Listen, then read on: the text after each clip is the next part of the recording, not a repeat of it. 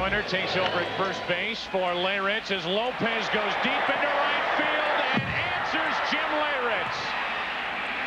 Javi Lopez ties this game at 3. First pitch of the 7th inning, and Lopez goes deep to right center. And Joe, you and I were talking about it before the inning. We didn't have a chance to comment on it, but I am very surprised Joey Hamilton was sent out there again in the 7th inning. He had a pinch hitter on deck, and once the pitcher sees that, he takes himself mentally out of the game. And the first pitch to Javi Lopez, boom, to right center as the Braves get even again. Now Andrew Jones up the middle, going to be tough for Veras, base hit, and now the go-ahead run is on. Well, we talked yesterday at length that seemingly every move and non-move on the part of Bruce Bochy was working.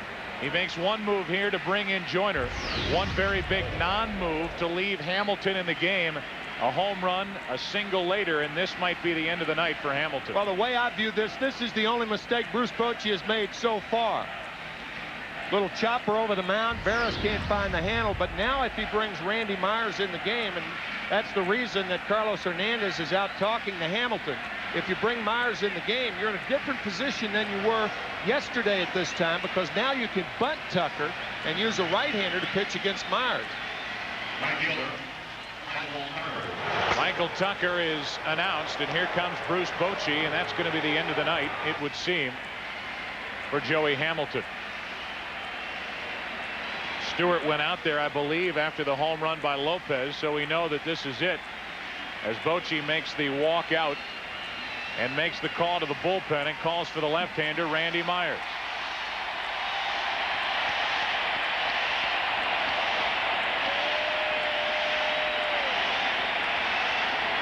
Atlanta native Joey Hamilton acknowledges the crowd as he leaves in the 7th tie game. You may remember our scouting report on Joey Hamilton at the top of the game. A tough competitor, but he needs to stay focused. I agree with you, Tim. When he saw the pinch hitter in the on-deck circle, he mentally perhaps took himself out of the ball game. Threw a fastball up and out over the plate to Javi Lopez. Lopez hit it out to right field. And now with a go-ahead run on at first, Gerald Williams is announced as the pinch hitter. Williams showing bunt, pulls back from a ball low and away. You brought it up, Tim. You could have theoretically left Michael Tucker in the game if you're going to bunt. Yeah, if you're going to bunt, why not leave Tucker in there? The downside of that is if Randy Myers gets 2 strikes against Tucker. But Gerald Williams yesterday, trying to bunt his first time up, popped the ball up and then struck out 4 times. But for Randy Myers, he is about as easy from the left side as he is from the right side. And Williams just does not look comfortable attempting to put down a bunt. The 2 efforts he made yesterday were ugly attempts. And they were against a left-hander, Sterling Hitchcock. Check on the runner at first, Andrew Jones, who can run. Stole 27 during the regular season. Not that they would try a straight steal, but the go-ahead run at first has speed. Looked like Williams had gone away from the bunt when Myers went to first. We'll see. He does, and gets a meek swing and a ball down and in. That's strike 2.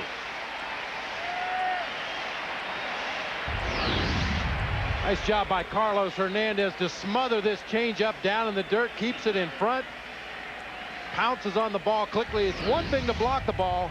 Many times you can't find it after you block it, but Hernandez stayed right after that ball.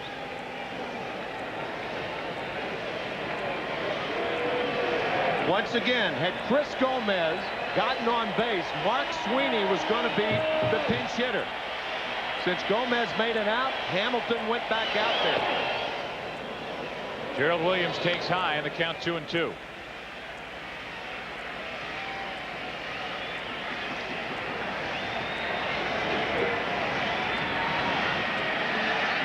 Randy Myers.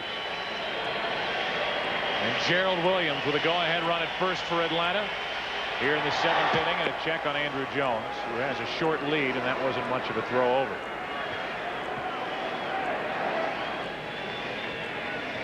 We mentioned it earlier. Not only did Kevin Towers claim Randy Myers to keep him away from Atlanta, But he bolstered his bullpen with this addition, another throw. And if next year the payroll is too much, Randy Myers came with a multi-year contract and a hefty price tag, maybe you could unload him for a prospect or two. Williams fouls it down the right field line.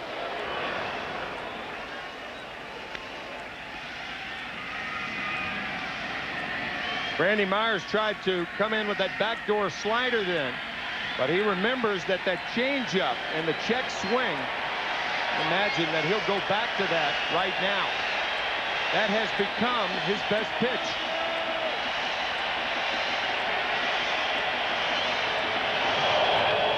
Another foul. Hard to believe, isn't it, for a guy once called one of the nasty boys that his nastiest pitch is a changeup. Well, that's a credit to Randy Myers to That's right. realize that he's lost some velocity off that fastball, and he came up with a plan B.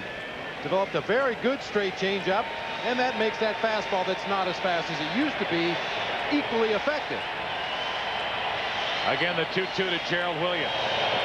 Now a full count from Randy Myers.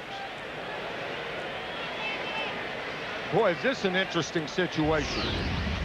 You have a batter in Gerald Williams who struck out 4 times, his last 4 times in a row yesterday, to set a National League Championship record. And you have Andrew Jones, a guy who can run, and I mean fast, on at first base. Do you send him or not? I say yes. But if you're Andrew Jones, you got to make sure that Myers pitches. What do you think, Robert? Myers does not have a great move to first base, and he's thrown over enough now that Andrew Jones should have a pretty good read on that move. I think with his speed, he can steal a base regardless of what happens at home plate with Gerald Williams.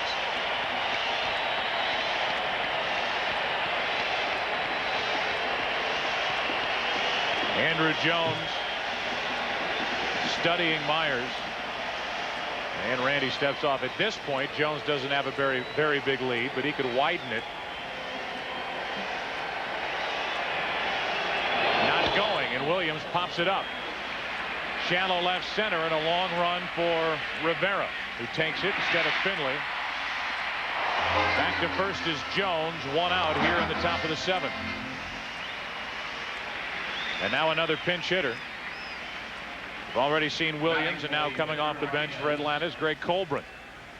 Number 23, Greg Colbran.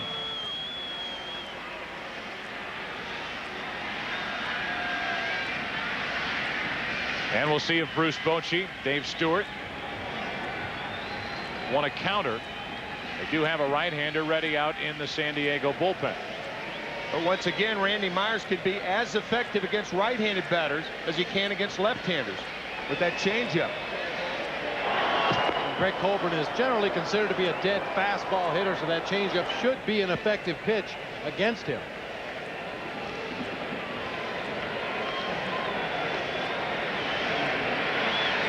Will Andrew Jones run? Not on this pitch. It's strike 1 to Colbran. I am kind of waiting for Andrew Jones to take off. Keep in mind, he hasn't seen Randy Myers in this league. When Andrew Jones broke in, Randy Myers was with the Baltimore Orioles. So he thinks maybe, perhaps, that just because he's left-handed, he has a good move. But as Bob said, he's thrown over there enough to show that that move is non-existent. And Jones has gotten back very easily ahead of every one of the pickoff throws to first base, and once again, back with no trouble. They used to say if you don't have a good pickoff move, don't show it. Yeah, let the runner keep guessing.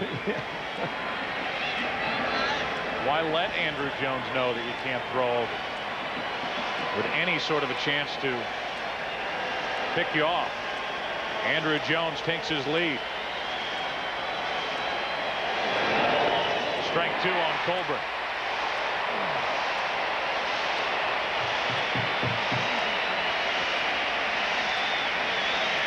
Joey Hamilton finished, allowed a leadoff home run to Javi Lopez, an infield single to Andrew Jones, and then he was taken out in favor of Myers.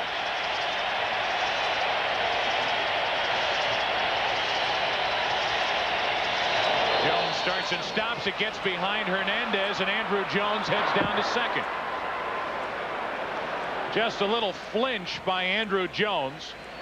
He was going to stay at first, but the throw trickled through the legs of Hernandez, and down to second is the go-ahead run on a wild pitch. That fake break is designed to confuse the middle infielders, but on this particular pitch, it may have confused Carlos Hernandez. There's the fake break right there.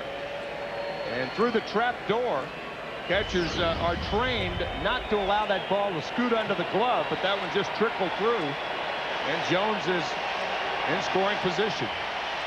Now the 1-2 pitch to Colbert. To the left side, Caminiti. Good play. Pops up and throws him out. 2 gone.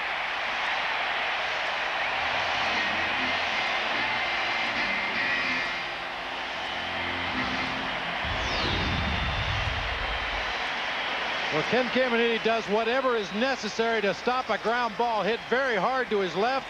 A step and a dive, knocks it down, gets up and shows that strong throwing arm to get Colburn at first base.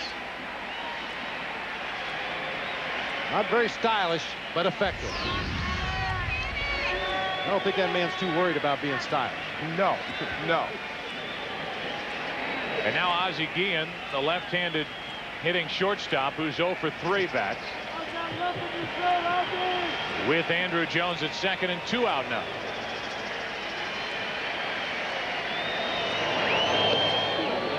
A strike to Guillen.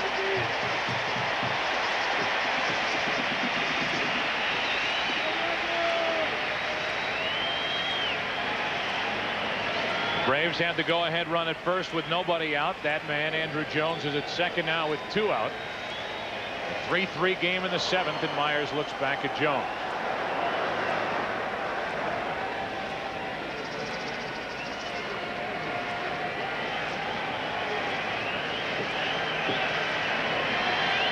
Hamilton still responsible for Andrew Jones, who's on base. This time Hernandez keeps it at the plate, 1-1. This again is unusual strategy by Bobby Cox. He has Gerald Williams pinch bunt for the most part for Michael Tucker, and he leaves Ozzie Guillen in to hit against Randy Myers instead of opting for Walt Weiss, who, by the way, yesterday finally broke through, came in 0 for 8, and yesterday was 3 out of 5. But it's Guillen. There's the go-ahead run at second, and Myers looks back again. You wouldn't figure Andrew Jones to attempt to steal third base with 2 outs in the inning. He's already in scoring position, but the Padres middle infielders are allowing him to get a huge lead at second base. Nobody bluffing him back to the bag. Guillen into left field, gets the base hit. Rivera can't hang on to it. To the plate, Andrew Jones safe, and Atlanta takes a 4-3 7th inning lead. Ozzie Guillen comes through, a surprise starter. They keep him in there to face the left-hander Myers, and he gets the base hit to left. On a fastball away. Great piece of hitting by Ozzie Guillen. Ruben Rivera bobbling that ball. Otherwise, he has a shot at Andrew Jones. Bobby Dews sees it immediately, and Jones scores the go-ahead run. Yeah, very close play if that throws on line even after the bobble. Now Lockhart, strike 1. Keep in mind the wild pitch kept this inning alive. If Greg Colbert hits that same ball to Caminiti, it's a double play. And the Padres are out of it without a run scoring. Instead, 2 are home now, and Atlanta down 3-0 leads 4-3. 0-2 on Lockhart, and we pick up the other theme running through this series in the postseason for Atlanta. The Braves bullpen. That inexperienced Braves bullpen. Atlanta will at least have a 1-run lead going to the bottom of the 7th. Lockhart stays alive.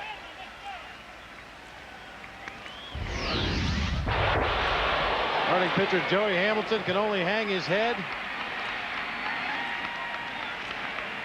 Outstanding outing for the most part, with the exception of that high fastball to Javi Lopez leading off this 7th inning.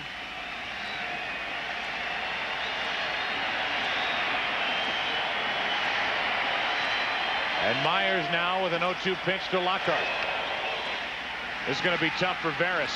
The charge and the flip safe to keep the inning alive. Veras did all he could, but Lockhart, bad hamstring and all, beat the flip. And it's first and third with 2 out with Chipper Jones coming up. Veras tries to go with the shovel out of the glove. It looks like initially the ball got too far back in the glove. Normally you try to just bounce it out of the palm almost, but because he's coming so much toward home plate, he has to feel the ball change directions and then try to make the flip with the glove. Jerry Davis, the right call at first base, as that last replay would indicate. And now with first and third, 2 out. They will leave Randy Myers in to force Chipper Jones to bat right-handed.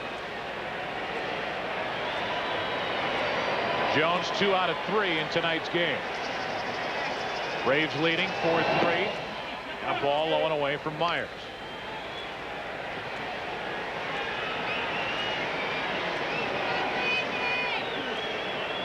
Bruce Bochy stuck with Joey Hamilton at the start of this 7th inning.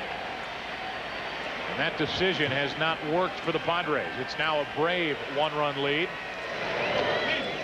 And a strike to Chipper Jones.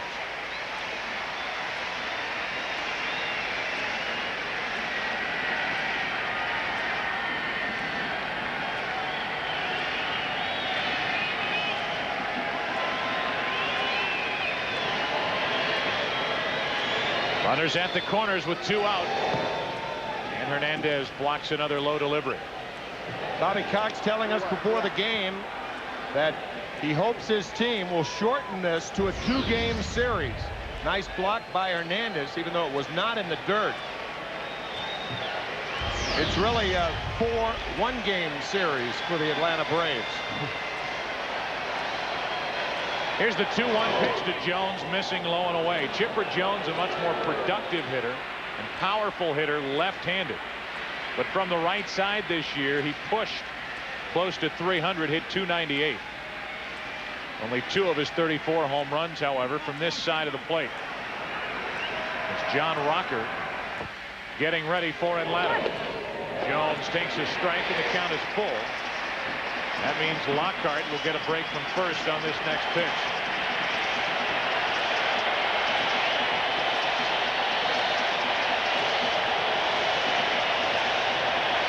Middle of the order trying to pick it up for Atlanta here in game 4.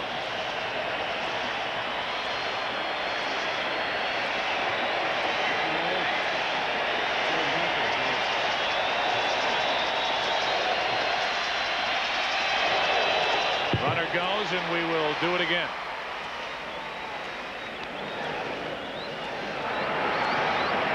If you're Chipper Jones, you can eliminate the inside part of the plate. Just look outside, whether it's a changeup, a slider. The 2 strikes that Myers has thrown have been sliders on the outside part. Runner goes on ball 4 to load him up for Galarraga, and that should be the end of the night for Randy Myers. And Bruce Bochy will come out, talk to the home plate umpire Greg Bonet. With the pitcher spot due to lead off for San Diego in the bottom of the 7th inning, we will have a double switch, which will include Andy Sheets. Chris Gomez is finished for the night. The pitcher will bat in the number 8 spot. And Dan Maselli, the hard-throwing right-hander, will come in. Myers finished. Braves lead by 1. It has fallen on San Diego, and high above, one of the world's most enduring symbols, the Goodyear blimp Eagle. Been providing aerial shots all evening long. For a look inside the Goodyear blimp, how it maneuvers, try its website, www.goodyear.com. Galarraga takes a ball outside. Joe Buck, Bob Brenly, Tim McCarver with you as Dan Maselli joins the action here. Game 4, bases loaded, 2 out, and the Braves have just taken their first lead of the night. A 2-run inning, and Galarraga pounds it into deep left center field. Grand slam, Galarraga. He opens it up. It's 8-3 Braves here in the 7th.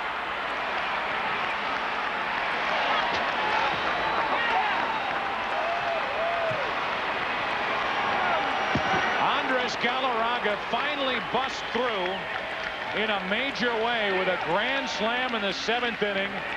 It's only his second hit of this series and his first RBI.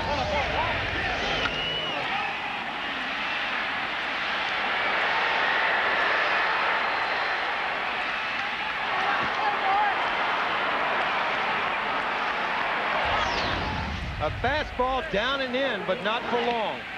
Wow. Down and in and up and away. Galarraga during the regular season was 1 for 7 against Maselli with 5 strikeouts. However, he got a base hit in the ball game last night, back through the middle of the field in the grand slam here tonight. So the Padres just hit hard for 6 runs in the 7th inning. Had a 1-run lead coming in and trail by 5 at the moment. First home run of the postseason for Galarraga. And he did it in a major way. Not only a bomb into left center field, but a grand slam on top of it to open up this game. And offense finally 8 runs on 10 hits for Atlanta.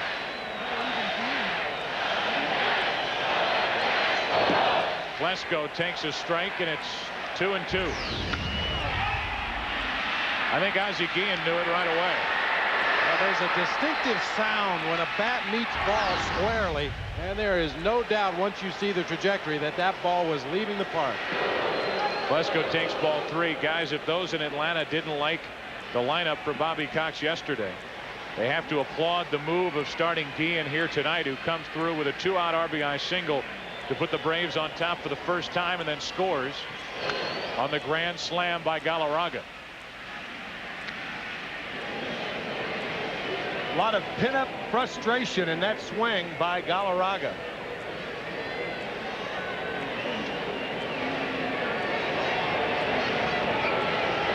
So Galarraga has done his work for the night as Klesko takes strike 3 over the outside corner.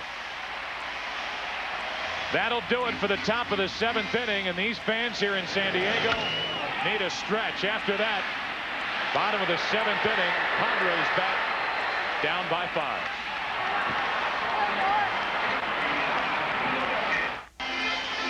Danny Batista takes over in left field, and we understand will bat 9th. Gerald Williams stays in the game to play right field, and the new pitcher is the hard-throwing left-hander. They have announced him as that every time he's come in the series, John Rocker. Well, he's not throwing any softer now than he did when the series started. No.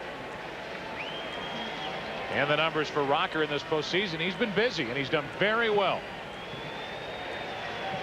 Not talked about in years past as a top prospect coming through this Atlanta organization, but he has blossomed in a hurry and at a time when the Braves needed him to. 0-2 now on Sheets in his first at bat.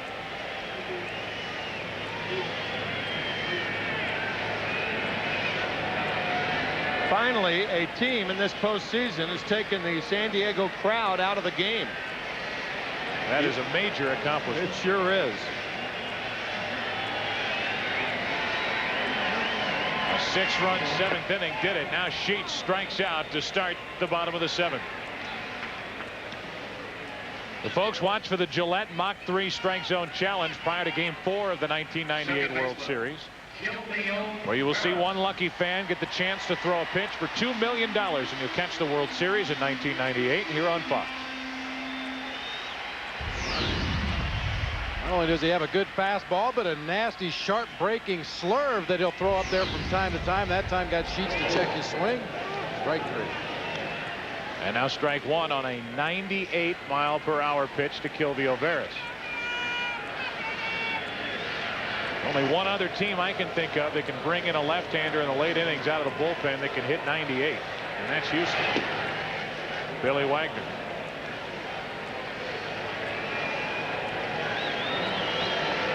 One out, nobody on. 1 ball, 1 strike on Kilvio Veras.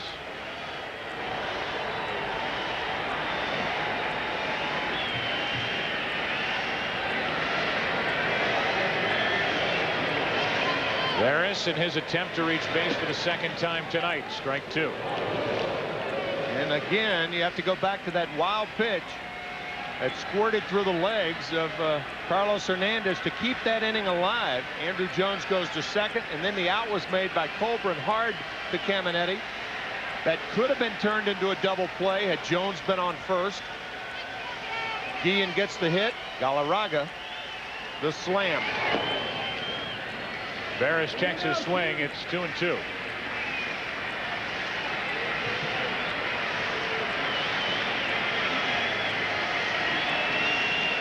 The Atlanta Braves trying to make this 1998 NLCS breathe on for another game.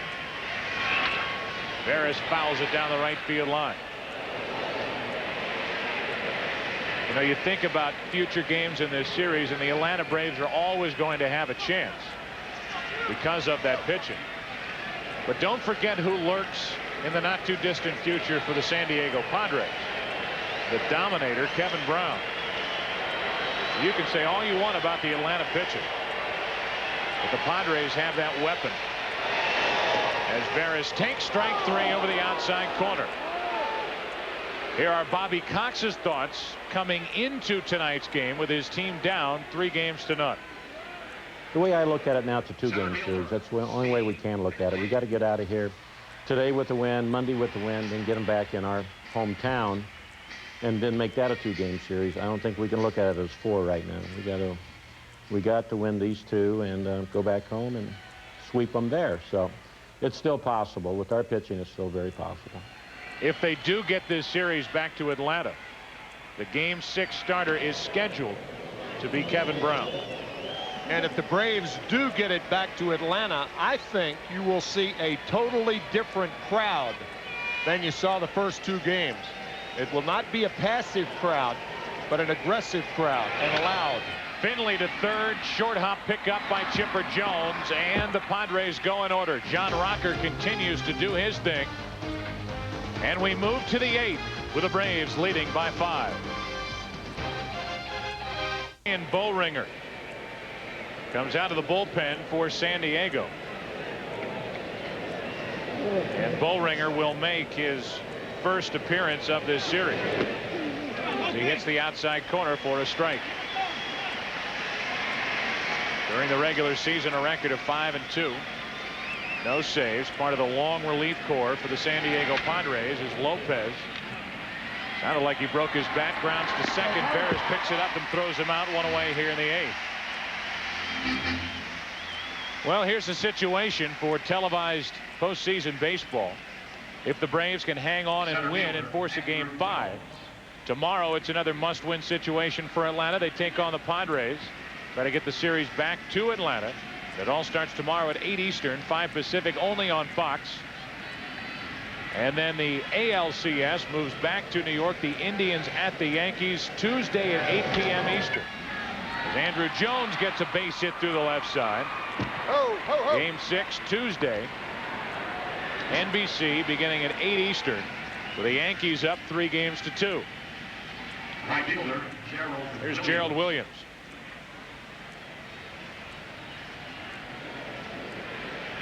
Williams 0 for 1 since entering last inning.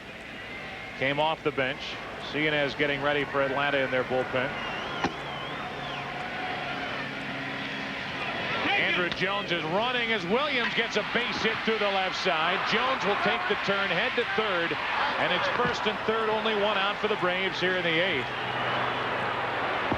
And the Atlanta Braves, who came in as a team hitting 200, would love nothing more than to run it up. They now have 8 runs on 12 hits.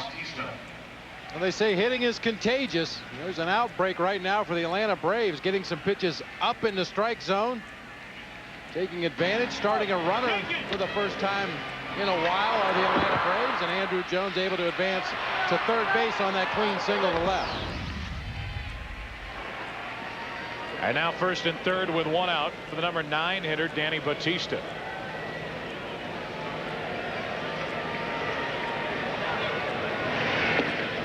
Ball 1.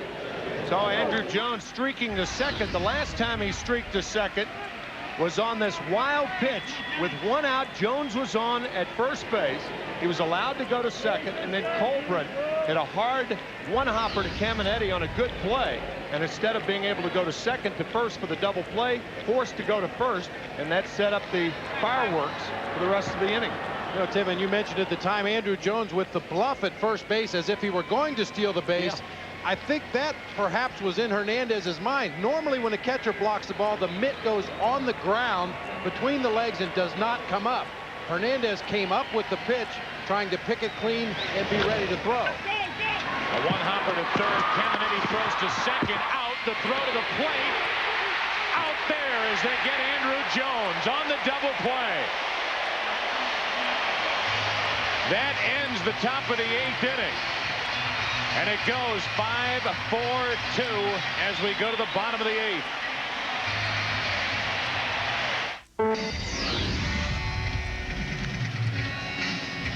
With runners on at first and third and only one out, the runner at third base is trained to come home on a hard hit ground ball.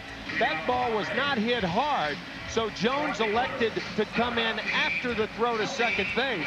A fine play by Kelvio Veras and Carlos Hernandez. There was a momentary peek by Caminiti. He could see that Jones wasn't running.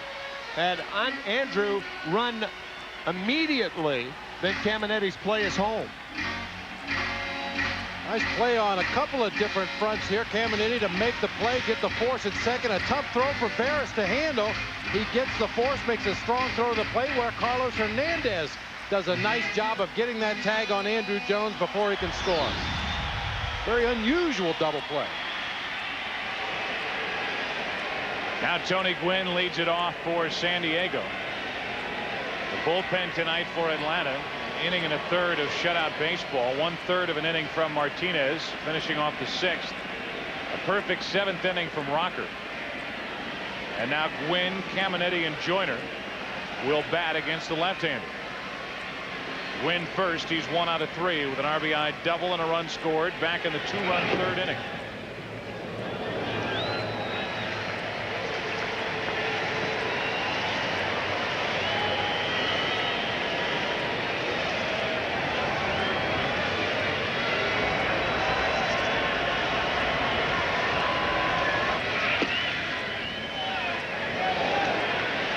From Rocker.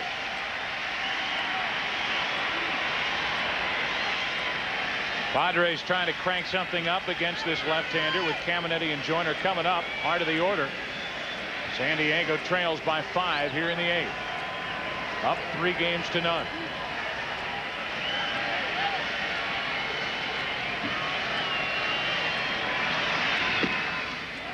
A strike to Gwynn. Looked like a 2-0 breaking ball from Rocker. There's a slider from Rocker just to get it over strike. As you get a look at Tony Gwynn's hit zone, the red areas are where he handles the ball well.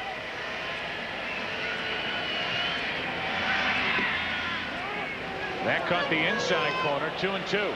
And up and in the area to Tony Gwynn is where pitchers like to throw with 2 strikes, and then to get him to perhaps chase a pitch and hit a fly ball. That's that pitch up and away.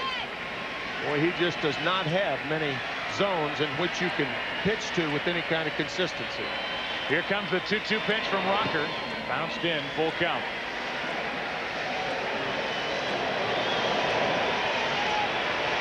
Mark Langston getting ready. Might make his first appearance of this series out of the bullpen. We've seen everybody for the Atlanta Braves out of their pen so far. Saw Brolinger in the top of this inning for the first time, and might see Langston. 3 balls, 2 strikes on Gwynn.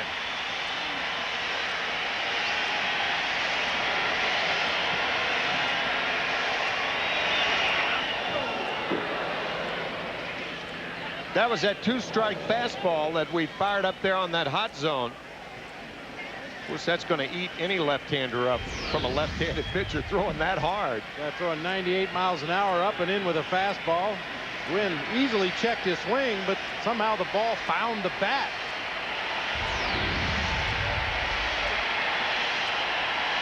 Again, the 3-2. Tony Gwynn strikes out for the 2nd time tonight, and Rocker has been perfect through 4 hitters. And both strikeouts on swings and misses. Tony Gwynn only missed on 6% of the swings he took during the course of the '98 baseball season. That is an oddity. And Bobby Cox comes out of the dugout. And he's going to make a pitching change. Rocker retired all 4 San Diego hitters he faced. Now the younger left-hander, Odalis Perez, just 20 years old, into the action. High above here in San Diego, the Goodyear Blimp Eagle has been providing aerial pictures all night long. At the controls, pilot John Creighton. 1998 is the 100th anniversary of Goodyear and the 73rd for its blimp fleet. And we understand the cameraman up there is Fabian Ochoa. While they're up above, we're down below. This place was shaking. It was so loud early. But a 6-run 7th inning by Atlanta took the crowd right out of this game. And with 1 out, nobody on in the bottom of the 8th inning, and the Padres down 8-3, Odalis Perez is into the action. Took the crowd out of this game, but not out of this park. No one has left this ballpark for the most part. How much confidence they have in the Padre offense. I think the reason that Bobby Cox is taking out one left-hander and supplying another left-hander is to give John Rocker a rest for tomorrow night in a closer ball game.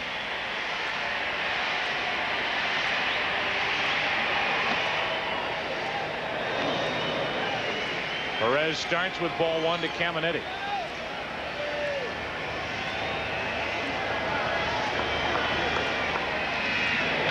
Caminiti rips it foul down the left field line. 1 ball, 1 strike.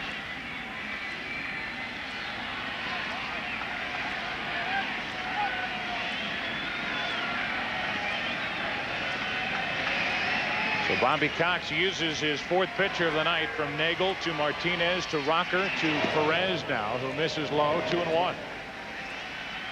And a look at the lineup card. Braves left with Millwood out there, who we haven't seen in this series. I mentioned we had seen everybody except Millwood. Cianez and Leitenberg. Caminiti takes ball 3.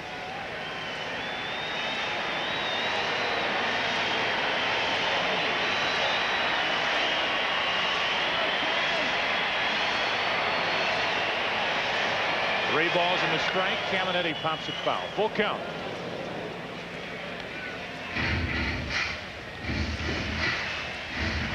Those are the extra men for the San Diego Padres. Don't figure to see Greg Vaughn in this ball game, but you know he's dying to get back into the action, trying to daily talk his way back into the starting lineup to manager Bruce Bochy.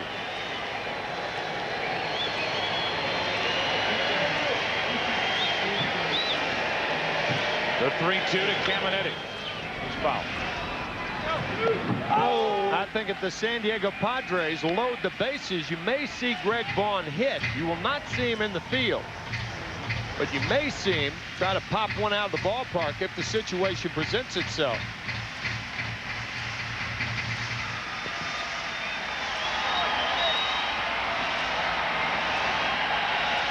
One out, nobody on. 3 balls, 2 strikes as Odalis Perez takes on Caminiti for the first time tonight.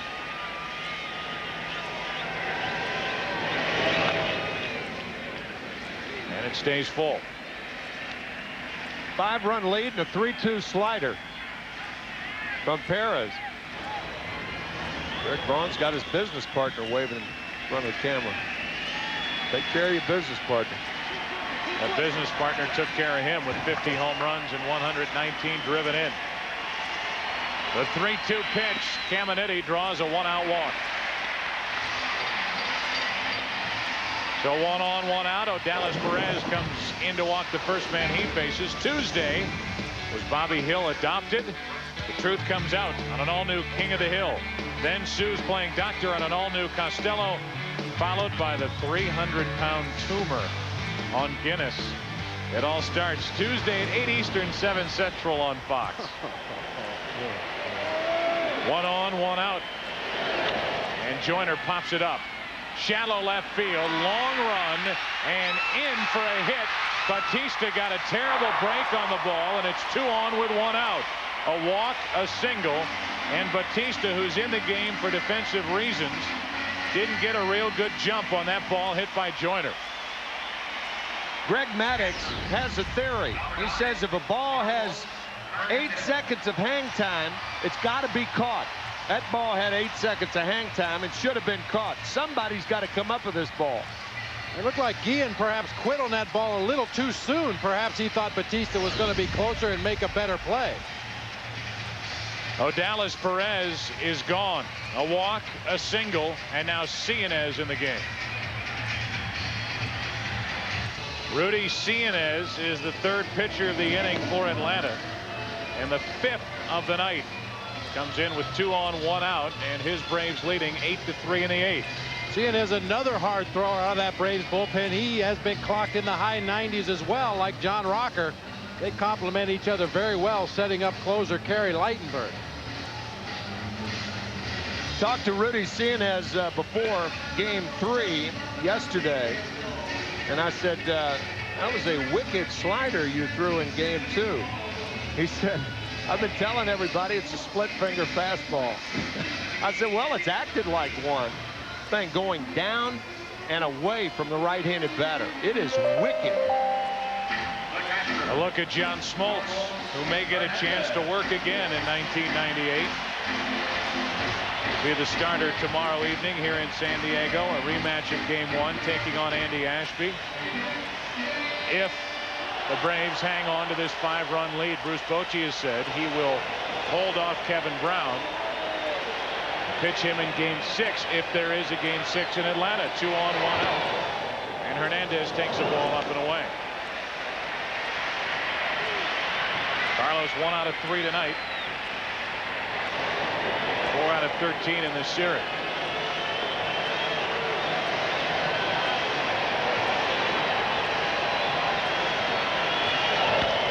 Double play ball to short. Guillen flips out over to first, out. 6-4-3 to end the 8th inning, and we sail to the 9th. Hard hit by Hernandez, but right at Guillen. 8-3 Atlanta. Mark Langston, the veteran left-hander, is the new pitcher for San Diego, making his first appearance in this postseason. And as you look at his career numbers, a 15-year major league season career, he has never appeared in the postseason. And here he is in an 8-3 game in favor of Atlanta, taking over in the 9th.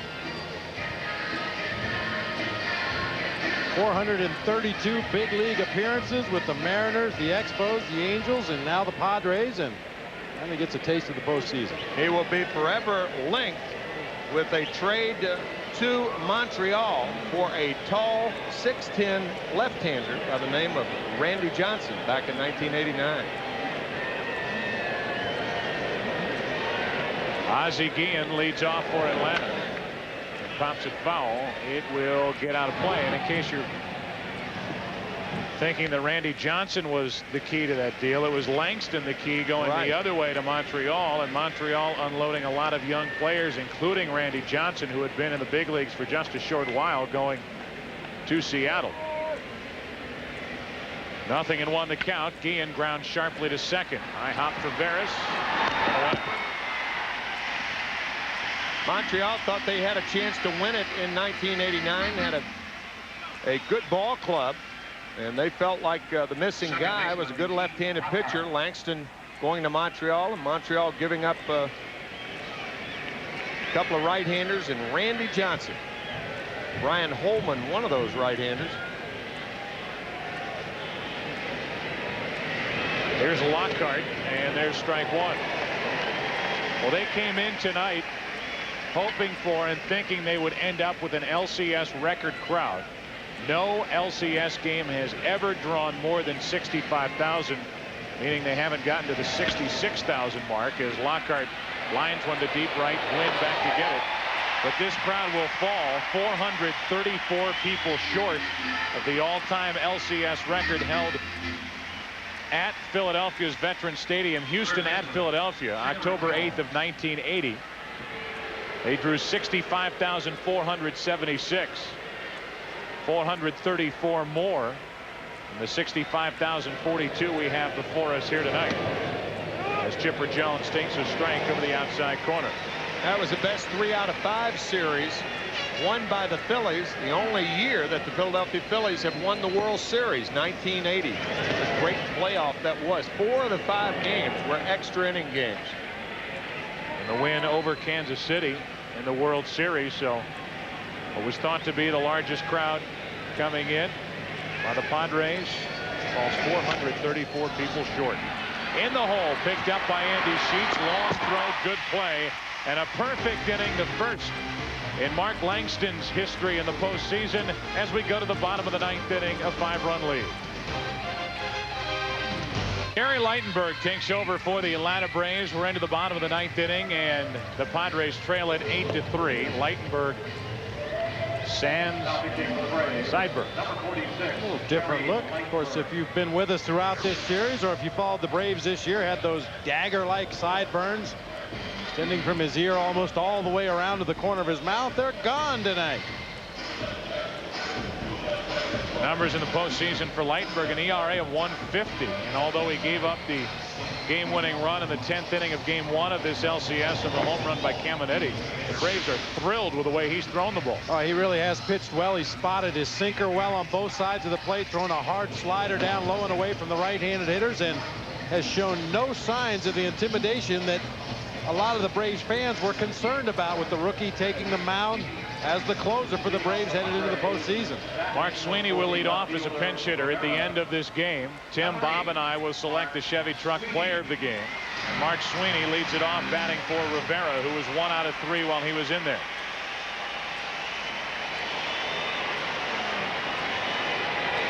Sweeney leads off the 9th.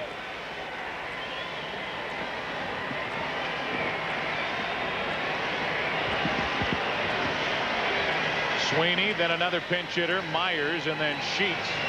Bottom 3 in the order is Sweeney. First pitch swinging, grounds to second.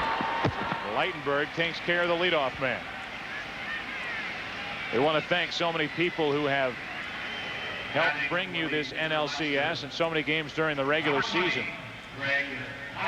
While we have a minute, we want to thank John Filippelli, executive producer of baseball on Fox and the producer of tonight's game and all games you've seen in the postseason with this crew. Bill Webb directing, Gary Lang producing the pregame show. 1 out, nobody on, and Myers off the bench takes a ball. Our thanks also to Dave Hill, Mitch Regan, Peter Sultans, who does an unbelievable job with audio. Myers first at bat of this series. 1 ball, 1 strike. Jim Lynch, Lance Garrett, Carol Langley, Steve Horn here in the booth with us. Kathy Hunt, Greg Costa, Bill Brown, and the executive producers David Hill and Ed Gorin. 1 out, nobody on. 1 ball, 1 strike. Over the outside corner for strike 2. Gary Ligtenberg is anything but intimidated with his postseason spotlight. Looks more and more like he will get a start here tomorrow night. Andy Ashby. The 1-2. Just off the corner. 2-2.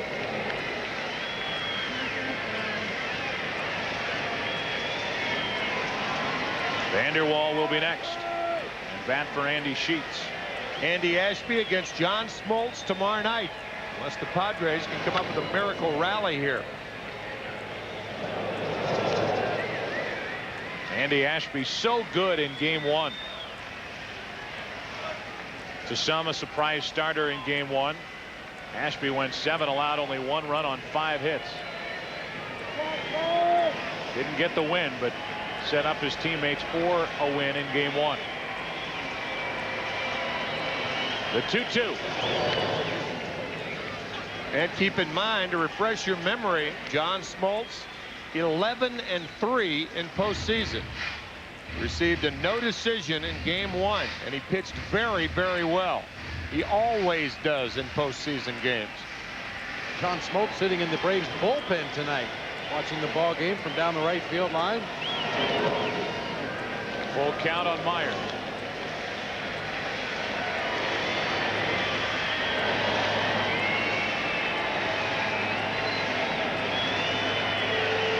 Greg Myers, one of the backup catchers for San Diego, on 3-2.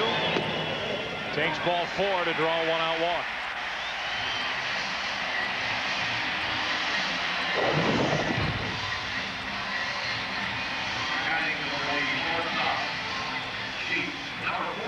Now Vanderwall. Typically makes his presence felt off the bench. Yesterday, let everybody know he was here as a starter in left field. Gunned down Walt Weiss at the plate in what could have been a 2-run third inning.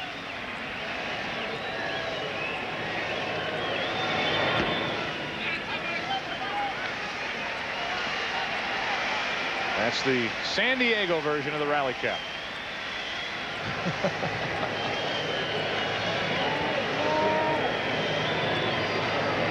And that's the late 90s San Diego version of the rally cap. 1 ball, 1 strike on Vanderwall.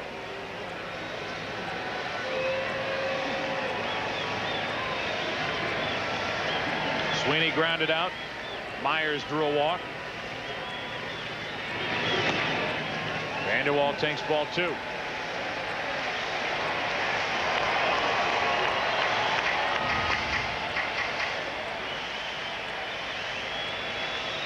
San Diego trailing 8-3, up 3 games to none.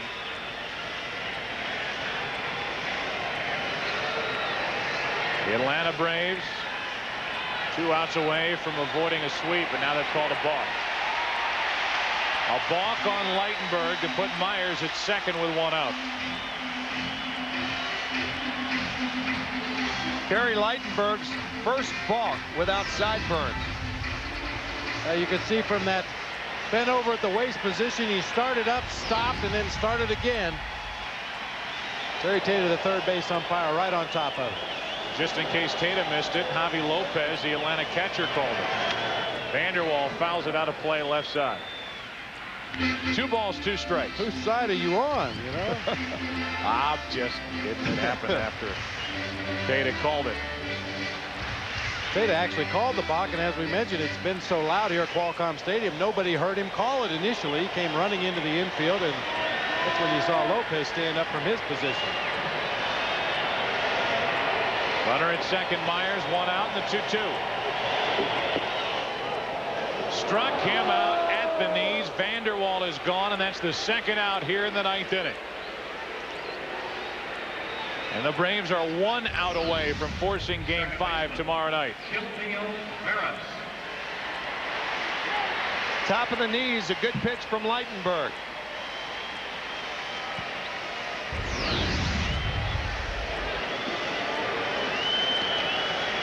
Kilvio Veras now with a runner at second, 2 out. The last chance for the Padres to extend it.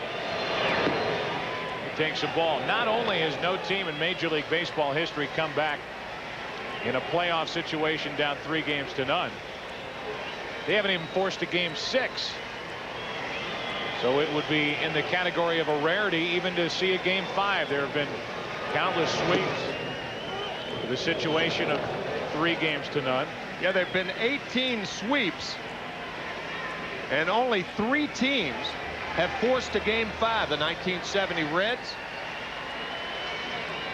lost, 1937 Giants, and the 1910 Cubs. Of course, all of those were in the World Series.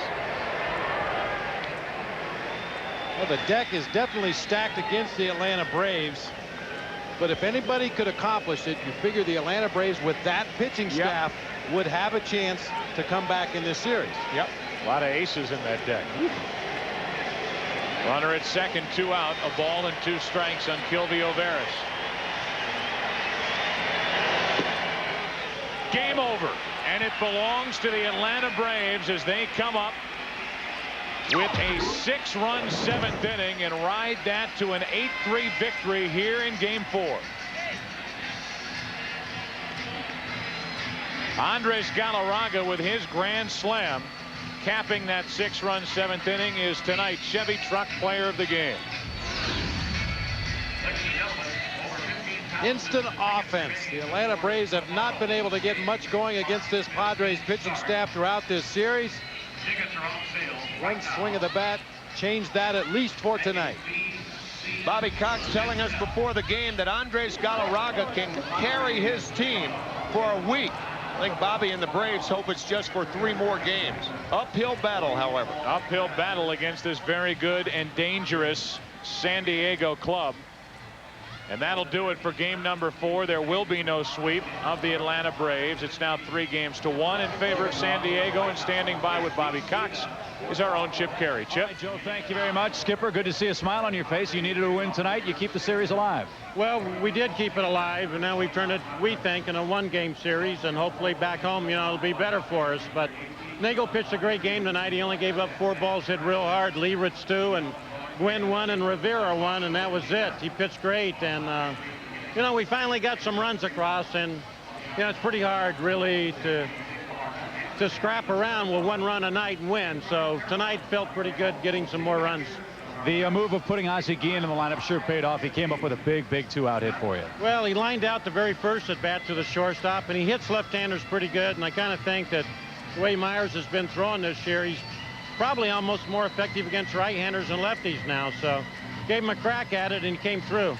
And you got the big cat off and running through with a big home run too. Boy, that was really big, as you know, Chip. And he's struggled a little bit here, but if he gets hot, look out, because he can. Well, you got to live one day at a time. You got John Smoltz ready to go tomorrow, huh? Got John ready, then Tommy and Mad Dog. So we're in good shape. All right, Bobby, thanks a lot. Congratulations on keeping the series alive. Joe Buck, Tim McCarver, Bob Brenly, back to you. All right, Chip, that's the only manager that can say we're in good shape, down 3-1. And again, don't forget, Kevin Brown is lurking due to pitch game 6, if there even is a game 6 back in Atlanta. One thing we know, there will be a game 5 tomorrow night, and Fox Sports coverage of the National League Championship Series continues with game 5 tomorrow at 8 Eastern, 5 p.m. Pacific, with game 5 from San Diego.